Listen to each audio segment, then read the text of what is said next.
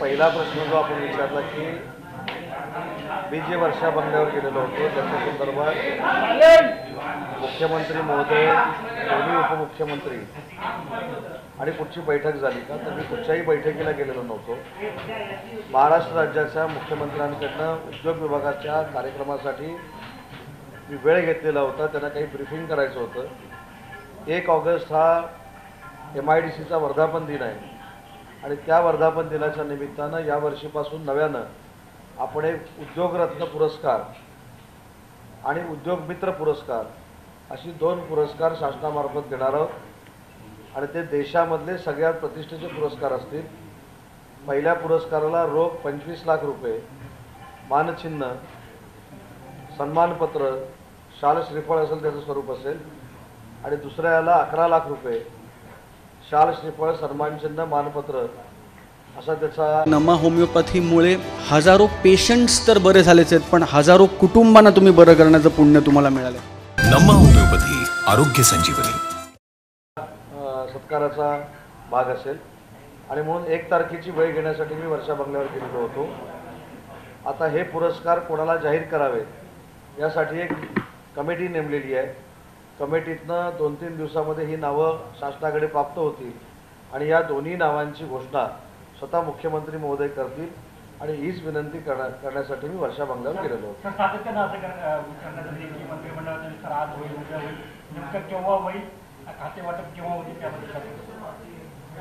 जी चर्चा मंत्रिमंडळाच्या विस्ताराची सुरू आहे, आपल्या सगळ्यांनाच माहिती आहे की शिवसेना, भाजप, राष्ट्रवादी काँग्रेस आणि आमचे अन्य घटक पक्ष अशी आमची महायुती आहे. त्याच्यामुळं शिवसेनेच्या आमदारांचा नक्की एकनाथ शिंदे साहेबांवर विश्वास आहे, भाजपच्या आमदारांचा देवेंद्रजींवर विश्वास आहे आणि राष्ट्रवादी काँग्रेस पक्षातनं जे आलेले आमदार आहेत त्यांचा अजितदादांवर विश्वास आहे. त्याच्यामुळे हे तिघं चर्चा करून योग्य वेळी मंत्रिमंडळ विस्ताराचा निर्णय घेतील. यामध्ये खातेवाटपाचा जो आपण त्याला तिढा म्हणता असा कुठचाही तिढा नसावा असं माझं मत आहे आणि ते खातेवाटप देखील येत्या 1-2 दिवसामध्ये नक्की होईल. मंत्री आहेत ते काहीसे नाराज आहेत, उशीर होत आहे मंत्रिमंडळ विस्ताराला देखील आणि खातेवाटपाला. राजकारणातली मला असं वाटतं ही नैसर्गिक प्रक्रिया आहे की ज्यावेळी 2 पक्ष असतात आणि तिसरा मोठा पक्ष महायुतीमध्ये येतो तरी काही गोष्टी चर्चेला वेळ लागतात, परंतु चर्चेच्या फेरी सुरू आहेत. तिन्ही नेते रात्र अपरात्र न बघता देखील या संदर्भामधली चर्चा करत आहेत. योग्य वेळी हे सगळे निर्णय होतील. कुठच्याही पक्षातले आमदार नाराज आहेत असं मला वाटत नाही. शेवटी वेळ लागला म्हणून थोडंफार इकडे तिकडे होऊ शकतं, परंतु नाराजी नक्की नाही. कारण 12 महिन्यापूर्वी आम्हाला काय मिळणार आहे या उद्देशानं शिवसेनेचे तर आमदार कुठंच शिंदेसाहेबांवर आलेले नव्हते. शिंदेसाहेबांवर त्यांचा विश्वास आहे, शिंदेसाहेबांचं नेतृत्व ते मानतात. त्याच्यामुळे जे अधिकार शिंदेसाहेबांना आपण आता एकदा दिलेले आहेत त्याच्यावर आम्ही चर्चा करत बसत नाही. एकंदरीतच जो तिढा आहे मंत्रिपदाचा किंवा विस्ताराचा खातेवाटपाचा तो सुटत नाही, तो दिल्लीपर्यंत गेलेला आहे. दिल्लीवरनं ग्रीन सिग्नल मिळेपर्यंत मंत्रिमंडळ विस्तार हे खातेवाटप होणार नाही असं आरोपी होत आहे. काल प्रफुल्लभाई, अजितदादा दिल्लीला अमित शहा साहेबांना का भेटले त्यांनी सविस्तर खुलासा केलेला आहे. मंत्रिमंडळाचा विस्तार झाल्यानंतर, ते मंत्रिमंडळामध्ये सामील झाल्यानंतर, महायुतीमध्ये सामील झाल्यानंतर त्यांनी शहासाहेबांची भेट घेतलेली नव्हती आणि म्हणूनच पहिलीच भेट असल्यामुळे त्यांनी ती भेट घेतलेली आहे. दिल्लीमधनं काही गोष्टी करण्यापेक्षा तिन्ही लोक महाराष्ट्रामध्ये बोलत आहेत, मुंबईमध्ये बोलत आहेत. दिल्लीच्या लोकांशी ते चर्चा करतील आणि ज्या आमदारांच्या मनात ज्या काही इच्छा आहेत त्या लवकरात लवकर पूर्ण होण्यासाठी ते प्रयत्न करतील.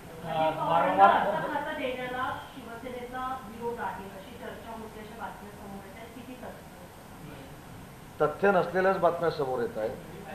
कारण ऊर्जा खातं द्यावं, अर्थ खातं द्यावं, महसूल खातं द्यावं, गृह खातं द्यावं किंवा अन्य कुठचं खातं द्यावं. मी ज्याचा उल्लेख मगाशी केला की नेत्यावर एकदा विश्वास टाकल्यानंतर नेता जे काही निर्णय घेईल ते आपल्या भल्याचे आणि महाराष्ट्राच्या भल्याचे असणार आहेत. त्याच्यामुळे कोणाकडे कुठचं खातं गेल्यामुळं आपल्या काही कार्यप्रणालीमुळे वर परिणाम होणार आहे असं कोणी कधी वाटून घेऊ नये. त्याच्यामुळे एकदा जर आपण निर्णय घेण्याचे अधिकार नेत्यांना दिलेले आहेत तर नेत्यांवर विश्वास ठेवला पाहिजे. आणि पूर्वीची परिस्थिती आणि आताची परिस्थिती ही फार वेगळी आहे. आताचे मुख्यमंत्री हे जनतेमध्ये जाऊन काम करणारे आहेत. महाराष्ट्राचा गाढा अभ्यास त्यांना आहे, महाराष्ट्राच्या भौगोलिक परिस्थितीचा अभ्यास आहे, महाराष्ट्राच्या राजकीय परिस्थितीचा अभ्यास आहे. त्याच्यामुळे ते योग्य तो निर्णय घेतील. त्याच्यामुळे त्यांच्यावर अविश्वास दाखवण्याचा काही प्रश्नच येत तर बच्चू कडू दुसरीकडे नाराज आहेत. त्यांनी आज सांगितलं का मंत्रिमंडळ विसर्जन मंत्रिमंडळावरून त्यांनी मंत्रिपद सोडून आले होते. याला जोडून बच्चू कडू असं म्हणतायत त्यावेळेस ज्यावेळेस महाविकास आघाडी सरकार होतं त्यावेळेस जे दिव्यांग खातं होतं ते वारंवार आम्ही उद्धव ठाकरेंना भेटलो होतो, त्यांना सांगितलं होतं दिव्यांग खातं द्या किंवा ते खातं बनवा. जर त्यावेळेस त्यांनी केलं असतं तर मी गुवाहाटीला गेलो नसतो. म्हणजे त्यांनी आपल्या मनातली खतखत बाहेर काढली ना. बच्चूभाऊंशी सकाळपासून माझं देखील 2-3दा बोलणं झालेलं आहे. महाराष्ट्र राज्याचे मुख्यमंत्री देखील आज त्यांच्याशी बोललेले आहेत. त्यांचं म्हणणं आहे, त्यांनी स्टेटमेंट स्पष्ट अशी दिलेली आहे की 17 तारखेला ते मुख्यमंत्र्यांना भेटणार आहेत आणि या सगळ्या अलायन्समुळं मुख्यमंत्री पदाच्या पेचामध्ये जर मुख्यमंत्री असतील तर मला मंत्रिपदापासून अलिप्त ठेवलं तरी चालेल. तरी देखील या संदर्भात मुख्यमंत्री त्यांच्याशी बोलले. पत्रकार परिषदेमध्ये त्यांनी हे देखील सांगितलं आहे की दिव्यांगांसाठी मंत्रालय करणारे मुख्यमंत्री हे महाराष्ट्राला पहिले लाभलेले आहेत आणि म्हणून या कामासाठी त्यांचं गुलाम म्हणून देखील राहायला मला आनंद वाटेल. कारण शेवटी ते मी शब्दप्रयोग त्यांनी केलेला करतोय. बच्चूभाऊ हे सामाजिक क्षेत्रातलं एक फार मोठं नाव आहे. दिव्यांगांसाठी अतिशय मोठमोठी कामं त्यांनी केलेली आहेत. दिव्यांग हा त्यांचा केंद्रबिंदू आहे, उपेक्षित वर्ग हा त्यांचा केंद्रबिंदू आहे आणि या दोन्ही घटकाला मुख्यमंत्री उपमुख्यमंत्री नाही देत आहेत. म्हणून ते 17 तारखेला पुन्हा एकदा मुख्यमंत्र्यांची भेट घेणार. खाते वाटप विस्तार होणार नसेल तर त्याचा परिणाम आणि घटनावरती होईल का, सरकारच्या कारभारावरती होईल का? मंत्रिमंडळाच्या विस्ताराचा आणि विधानसभेच्या कारभाराचा मला असं वाटतं की काहीच प्रश्न येत नाही. कारण आम्ही 9 आणि 9 कॅबिनेट मंत्री असताना विधानसभेचं अधिवेशन चालवलेलं आहे. तसं आता 9 मंत्री त्याच्यामध्ये ॲड करून 27 मंत्री आहेत. आमच्यावरचा देखील भार थोडा कमी झालेला आहे आणि सगळे तिन्ही पक्षाचे आमदार हे समजूतदार आहेत. अनेक वर्ष त्यांनी राजकारणामध्ये सहभाग घेतलेला आहे. आपापल्या नेत्यांवर त्यांचा विश्वास आहे. त्याच्यामुळे जे अधिवेशन होईल हे महाराष्ट्राच्या जनतेच्या विकासाचं आणि हिताचं होईल. याचा अर्थ विस्तार अधिवेशन होईल. नाही, विस्तार अगोदर झाला तरी महाराष्ट्राच्या विकासाचं आणि हिताचं अधिवेशन होईल, नंतर झाला तरी हिताचं आणि विकासाचंच अधिवेशन होईल. दुसरीकडे पाहायला गेलं तर पालकमंत्री पदावरून रायगडमध्ये बरेचसे वारंवार वक्तव्य करतात. तसंच आता राष्ट्रवादीमधले काही जिल्हा अध्यक्ष राष्ट्रवादीचे अजितदादा गटाचे ते म्हणतात की पालकमंत्रीपद जे अजितदादा पवार यांनाच द्या, मागणी करतात. 3 पक्ष एकत्र आल्यानंतर प्रत्येक कार्यकर्त्याची प्रत्येक पदाधिकाऱ्याची आपल्या पक्षातला आपला नेता आपल्या जिल्ह्याचा पालकमंत्री झाला पाहिजे अशी इच्छा असू शकते. परंतु याच्यावर निर्णय मुख्यमंत्री घेऊ शकतात.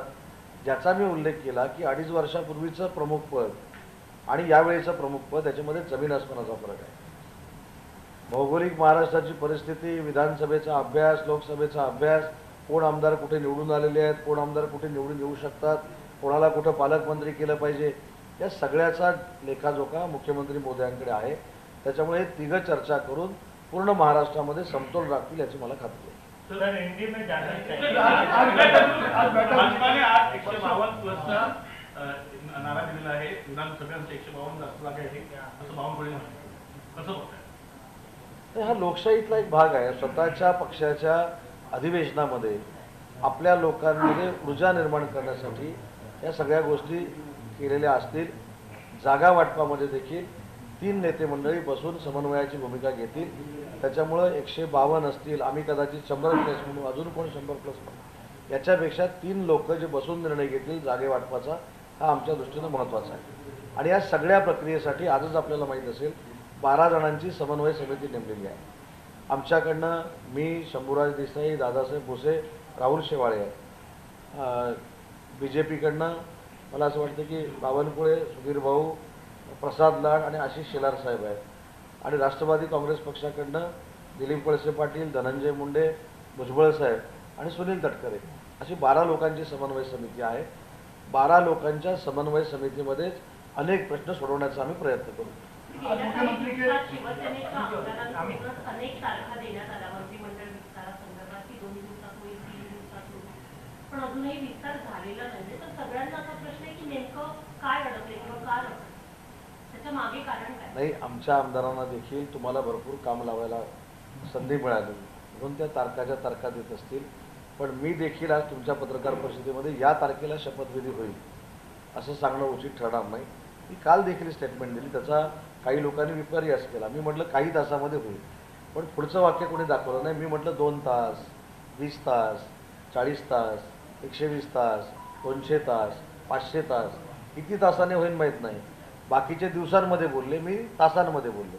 पण शेवटी आम्ही नेतृत्वावर विश्वास ठेवतो आणि नेतृत्वानं घेतलेला निर्णय हा प्रत्येकाला बंधनकारक असतो. आमचे आमदार देखील शिवसेनेचे एकनाथ शिंदे साहेबांवर निष्ठा ठेवून आहेत, त्यांच्यावर प्रेम करणारे आहेत.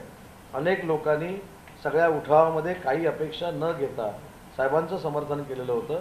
त्याच्यामुळे कोणी नाराज नाहीत. योग्य वेळी एकनाथ शिंदे साहेब योग्य तो निर्णय घेतील. सर, आपके पार्टी के जो इच्छुक विधायक थे उन्होंने सूट सिला लिया था, पटाखे खरीद लिए थे, अपने कार्यकर्ताओं को मुंबई आने के लिए भी कहा था. आज लेकिन निराश होकर उन्हें वापस अपने घर लौटना पड़ा.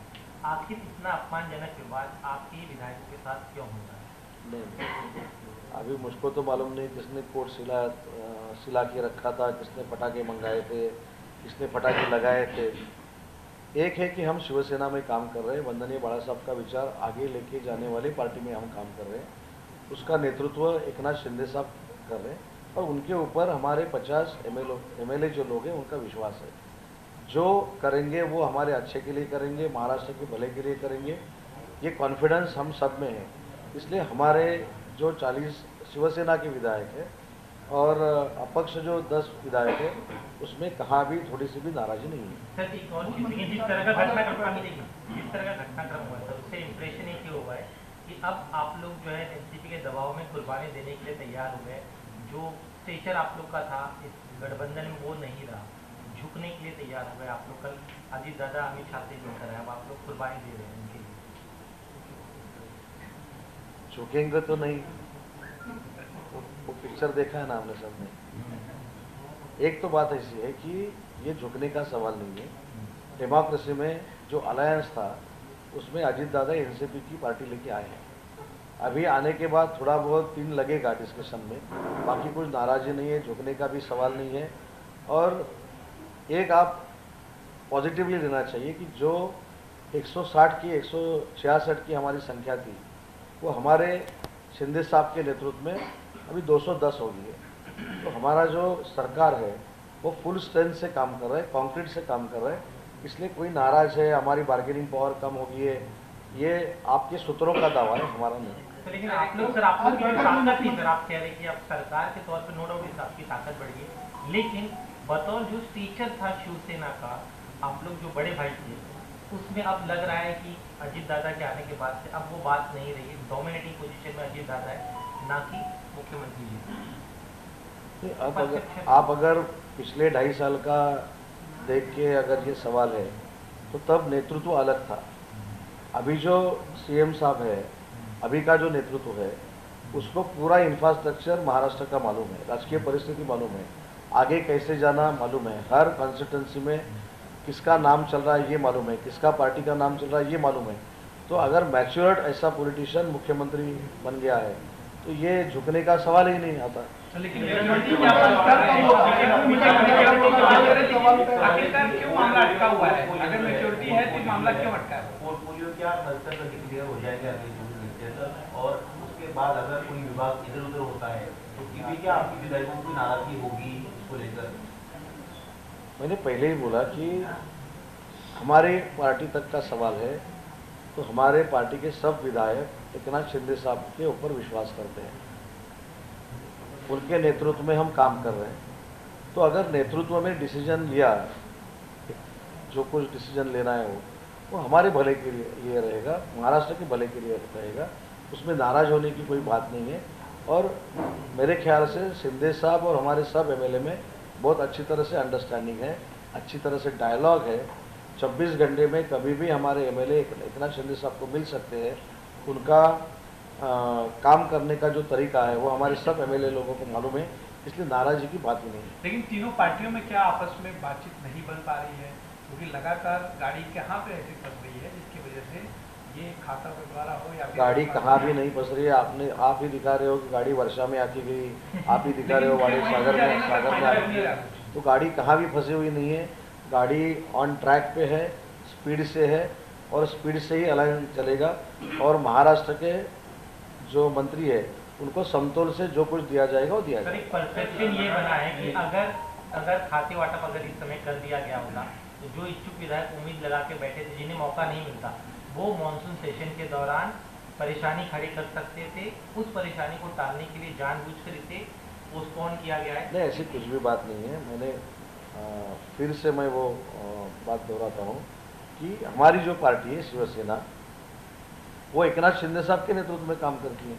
तो एकनाथ शिंदे साहब के नेतृत्व के ऊपर हमारा अगर विश्वास हो ये करने की ज़रूरत ही नहीं है। भाजपा के जो एमएलए है वो सब देवेंद्र जी के ऊपर विश्वास रखते हैं, तो उनको भी ये करने की ज़रूरत नहीं है। और जो एनसीपी आई है हमारे साथ उसका नेतृत्व अजीत दादा है, तो अजीत दादा के ऊपर विश्वास करते हैं। तो ऐसा कुछ भी नहीं होगा।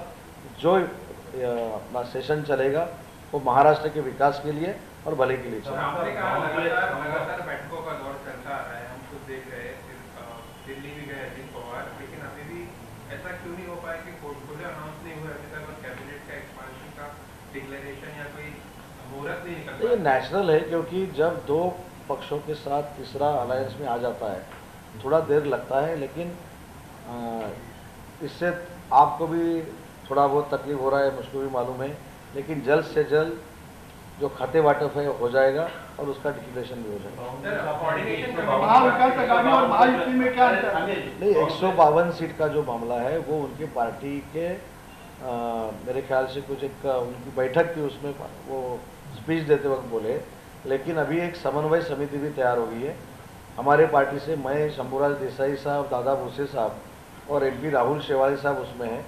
एनसीपी की तरफ से दिलीप वलसे पाटिल, छगन जी भुजबल, सुनील जी तटकरे और मेरे ख्याल से धनंजय जी मुंडे, और बीजेपी की तरफ से चंद्रकांत दादा नहीं सुधीर मुनगंटीवार, बावन कुले, प्रसाद लाड और आशीष शेलार, ये 12 लोगों की ये समिति है। जो कुछ फाइनल करना है वो ज़्यादा से ज़्यादा ये समन्वय समिति में फाइनल कर देंगे। राज्य में आप लोगों का अभी तक एक्सपांशन नहीं हुआ है। बहुत सारे ऐसे नेता हैं जो चॉप ऑफ हो गए एनसीपी के आने के बाद। अब कहीं ना कहीं केंद्र में भी उसका असर दिखेगा क्या? कितने लोगों के नाम जो है वो शॉर्टलिस्ट किए गए हैं केंद्रीय मंत्री पद को लेकर के? कोई ऐसी चर्चा है या कुछ आप लोगों ने नाम शॉर्टलिस्ट? इसका असर गली में भी नहीं दिखेगा और दिल्ली में भी नहीं दिखेगा। जो कुछ होगा वो अच्छा होगा और 3 लोगों के नेतृत्व में होगा। अपोजिशन लीडर को लेकर कांग्रेस ने 2 दावे किए। तो कहा कह रहे हैं कि विधानसभा में भी और विधान परिषद में भी हमारी संख्या बढ़ गई है, हम सबसे बड़ी पार्टी, तो हमारा अपोजिशन लीडर होना चाहिए।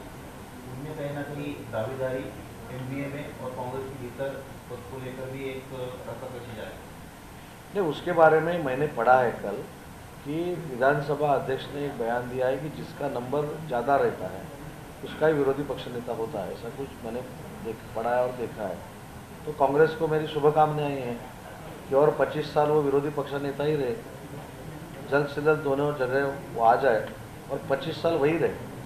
सर, वित्त विभाग को लेकर लगातार कहा जा रहा था, क्या आप लोगों की पार्टी ने कॉम्प्रोमाइज कर लिया है कि वित्त विभाग अजित दादा की पार्टी को दे दिया जाए, अगर आप लोग को नहीं मिलता है तो भी चल जाए? तो इसका सवाल मेरे ख्याल से पूछने के बाद मैंने जवाब पहले ही दिया है कि जब नेतृत्व में विश्वास होता है तो ये डिस्कस करने का सवाल ही नहीं आता। जो कुछ अच्छा है वो एकनाथ शिंदे साहब, देवेंद्र जी करेंगे, अजित दादा करेंगे, और एक खाता इधर गया एक खाता उधर गया, अगर हम में कैपेसिटी है, हमारे नेतृत्व में कैपेसिटी है, तो कुछ भी सवाल खड़ा करने की ज़रूरत नहीं है। मैं बार बार यही कह रहा हूँ कि 2.5 साल पहले का जो नेतृत्व था उनको हम बोलने के बाद अगर अजित दादा ने पैसा दिया है ज़्यादा तो उससे ज़्यादा शिवसेना को दो, ये अगर हमने नेतृत्व को बोला है और नहीं मिला तो आप आज का जो नेतृत्व है उसकी तरफ आप अगर देखोगे तो ये सवाल अब उठ जाएगा, तो उससे ज़्यादा पैसे हमको देंगे। लेकिन नेतृत्व में बदलाव है और शिंदे साहब के नेतृत्व में पूरा समतोल रखा जाएगा। ठाकरे सेना की तरफ से एक आरोप लगाया जा रहा है कि पहले मुख्यमंत्री जी दिल्ली के सामने जाते थे, सलामी करते थे, अब अजीत दादा जो आपके नए सहयोगी है वो भी वहाँ दिल्ली दरबार में सूबेदार बन गए हैं, जो पहले यहाँ पर आ जाते। उस पर आप क्या कहना चाहेंगे? ऐसे कौन बोल?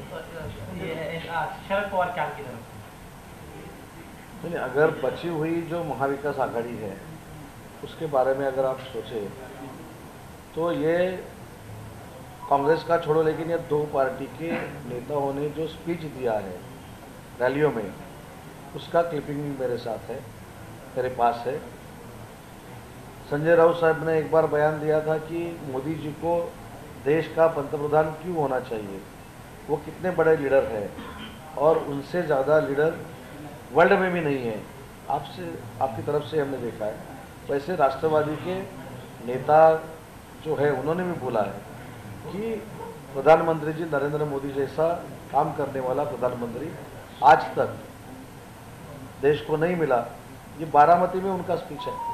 तो ठीक है, डेमोक्रेसी में सब ये ऐसा वैसा हो जाता है, लेकिन जब इलेक्शन होगी तब एमपी के लिए हम 45 के आगे रहेंगे और एमएलए करके हम 200 के आगे रहेंगे। सरकार में कोई तालमेल तीनों दलों में, और ऐसे में महाराष्ट्र में राष्ट्रपति शासन लगा देना चाहिए। बोलने में क्या है, राष्ट्रपति राजवट लगानी चाहिए और क्या लगानी चाहिए, बोलने में क्या है, क्योंकि वो अपोजिशन पार्टी के एक लीडर है। और अगर उन्होंने शिंदे साहब अच्छा काम कर रहे हैं ऐसे बोले तो न्यूज़ क्या आ जाएगी। अभी पटोले साहब भी ट्रैक पे है, तो उनको ये बोलना ही पड़ेगा कि सरकार अच्छा नहीं काम कर रहा है, राष्ट्रपति लागू करनी चाहिए, ये करना चाहिए, वो करना चाहिए। तो लोकशाही का एक भाग है। पोर्टफोलियो कब तक बचेगा? मेरे ख्याल से जल्द हो जाएगा ना।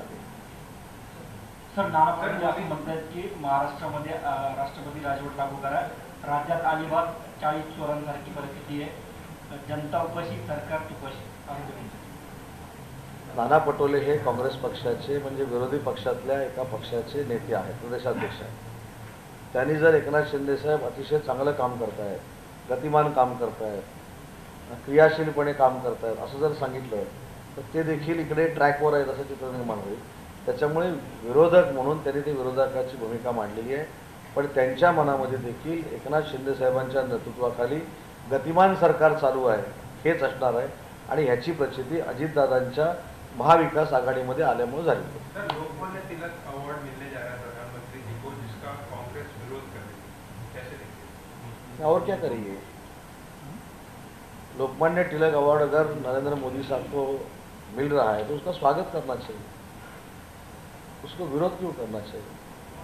अगर पूरे दुनिया में जब अभी पेरिस में अपने देशवासियों के साथ डायलॉग कर रहे हैं, मेरे ख्याल से अभी मोदी जी वर्ल्ड में जाके इंटरनेशनल लीडर की तरह अगर नरेंद्र मोदी साहब को रिस्पेक्ट है तो स्वीकार करना पड़ेगा ना। अपना लीडर भारत जोड़ो करके भी इंटरनेशनल नहीं बना ना, नेशनल नहीं बना तो इंटरनेशनल कहाँ। तो मोदी जी आज पूरी दुनिया में घूम रहे हैं, दुनिया में काम कर रहे हैं और राम मंदिर का निर्माण हो रहा है, 370 कलम रद्द हो गया है, समान नागरिक कायदा का अभी मेरे ख्याल से ड्राफ्ट आ गया है। तो जो कमिटमेंट उन्होंने दी थी वो फुलफिल कर रहे हैं, तो उनका स्वागत करना चाहिए, उनका अभिनंदन करना चाहिए। ठाकरे गटाकडून आता होऊ द्या चर्चा असा एक कार्यक्रम राबवला जात आहे घराघरामध्ये। राज्य सरकारच्या ज्या भोर घेवड्या योजना आहेत त्या लोकांपर्यंत पोहोचलेल्या आहेत, त्यांचा भांडाफोड आम्ही करणार आहे। त्या होऊ द्या चर्चाच्या कार्यक्रमांतर्गत ठाकरे गटाकडून हा कार्यक्रम सुरू करा। तुमच्या सरकार आपल्या दारी याला उत्तर तो 12 महिने करतातच आहेत। 12 महिन्यामध्ये काय केलं आता त्यांचं काय होऊन काय उद्या चर्चा तर आमचं होऊन जाऊ द्या। आम्ही लोकांपर्यंत जातोय, आम्ही लोकांपर्यंत जाऊ। मी साधं उदाहरण तुम्हाला सांगतो की साधं हे आत्मचिंतन आत्मपरीक्षण करण्यासारखं आहे।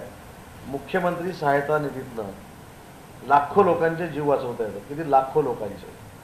2.5 वर्षामध्ये मुख्यमंत्री सहायता निधीतून आरोग्यासाठी जीव वाचवण्यासाठी फक्त 2.5 कोटी वाटले गेले आणि या 12 महिन्यामध्ये आता 100 कोटी रुपये आपण क्रॉस करणार आहे। म्हणजे किती हजार पटीनं या महाराष्ट्रातल्या आरोग्याच्या सुविधा मुख्यमंत्र्यांनी दिल्या आहेत हे पहिलं माहितीच्या अधिकारात त्यांना मागवायला सांगा। म्हणून मी म्हटलं होऊन जाऊ द्या। 2.5 कोटी विरुद्ध 100 कोटी, 100 कोटी यांनी का दिले, 2.5 कोटी तुम्ही का दिले, तुम्ही फेसबुक लाईव्ह का, हे जनतेमध्ये का, होऊन जाऊ द्या। बरोबर आहे का?